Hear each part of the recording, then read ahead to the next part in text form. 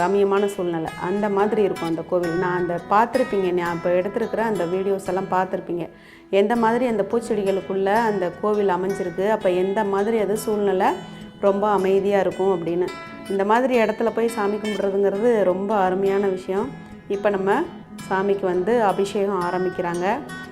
முதல்ல பார்த்திங்கன்னா திருமஞ்சன பொடி, அதுக்கப்புறம் பால், பன்னீர், இந்த மாதிரி அபிஷேகம்லாம் முடிஞ்சிட்டு அதுக்கப்புறம் தான் நமக்கு வந்து அலங்காரம்லாம் நடந்துச்சு. காலையில் சாமியை முதல்ல நம்ம தரிசனம் பண்ணுறதுங்கிறது ரொம்ப பெரிய விஷயம். அதுலேயும் நம்ம பஞ்சமுக விநாயகருங்கிறது ரொம்ப சிறப்பான விஷயம்.